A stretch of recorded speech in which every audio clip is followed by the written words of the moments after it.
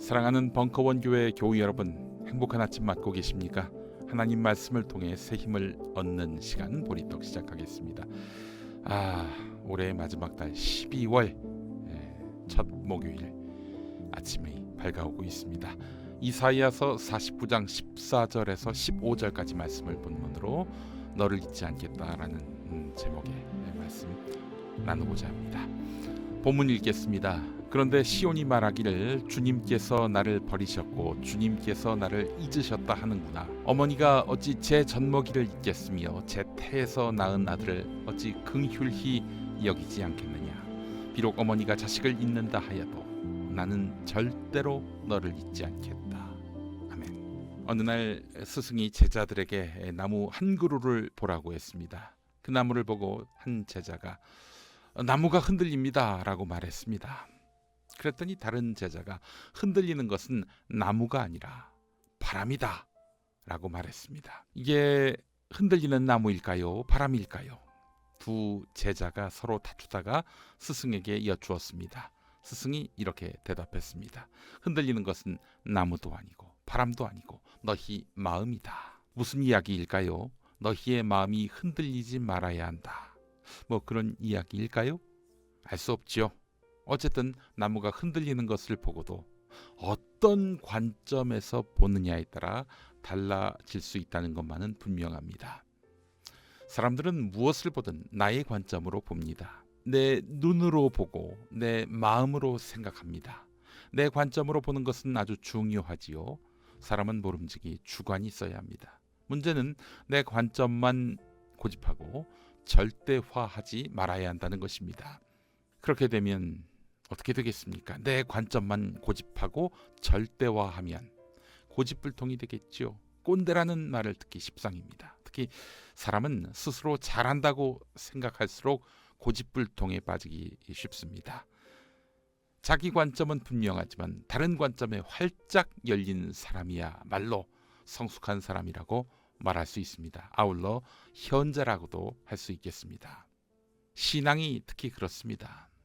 다른 사람의 신앙에 대해서 이상한 눈으로 쳐다보지 않고 저렇게도 볼 수 있구나, 저렇게도 믿을 수 있구나 라고 생각할 때 진정한 열린 신앙입니다.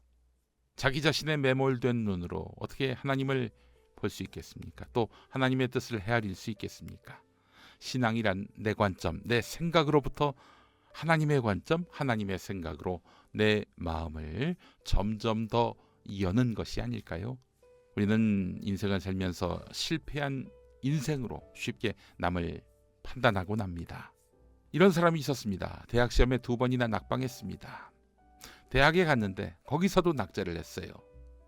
자, 이 사람 인생은 낙오자로 볼 수 있을 텐데 그는 나중에 대문호 톨스토이가 됩니다. 파리 국립미술학교에서 3번이나 낙방할 때는 아마 남이 뭐라 하기도 전에 스스로 나는 쓸모없는 사람이야 라면서 가슴을 쳤을 것입니다. 그는 누구일까? 조각가 로댕입니다. 또한 우리는 쉽게 남의 인성을 단정합니다. 이 사람은 어떨까요? 남에게 거의 말을 걸지 않습니다. 일에 몰두할 때는 식사하는 걸 까먹기도 해요.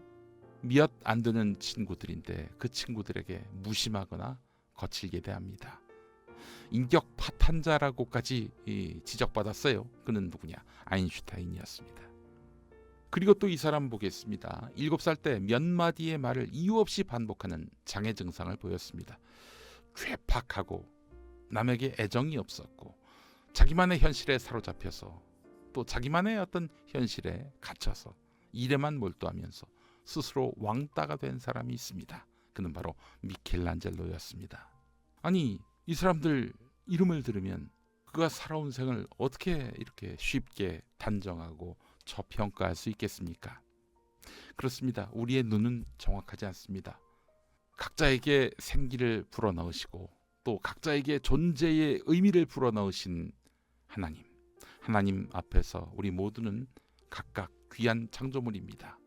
서로 하나님께 귀하게 창조된 사람으로서 서로를 무시할 수 있겠습니까? 서로를 깎아내릴 수 있겠습니까? 자, 오늘 본문에서 주님이 나를 버리셨고 주님이 나를 잊으셨다라고 이스라엘 백성이 말합니다. 이스라엘 백성의 관점에서 보니까 하나님이 자기들을 버리셨고 잊으셨다는 것입니다. 그렇지 않습니까? 하나님의 도성 예루살렘이 무너지고 자랑스럽던 성전이 파괴됐습니다.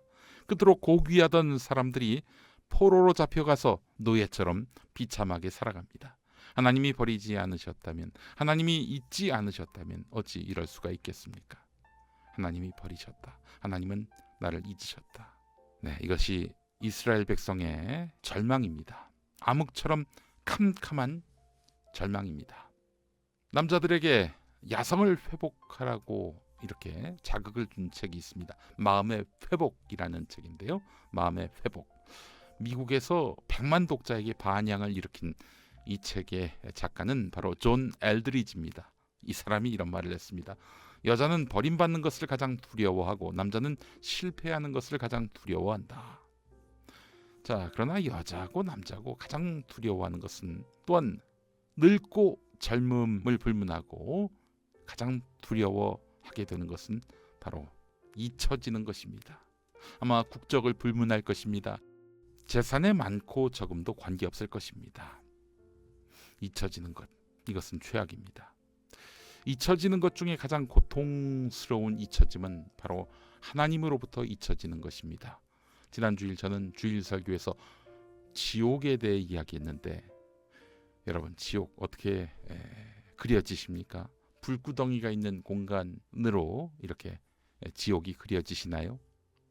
저는 그거보다는 하나님의 은총과 사랑이 전혀 깃들지 않는, 하나님이 완전히 스킵해버린, 하나님으로부터 완벽하게 외면당한 그 공간이 지옥이 아닐까 합니다.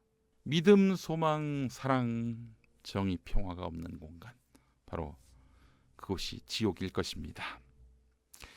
오늘 본문 보니까 말이죠. 비록 어머니가 자식을 잊는다 해도 나는 절대로 너를 잊지 않겠다라는 하나님의 말씀이 나옵니다. 이사야가 전하고 있죠. 이게 무슨 말씀입니까?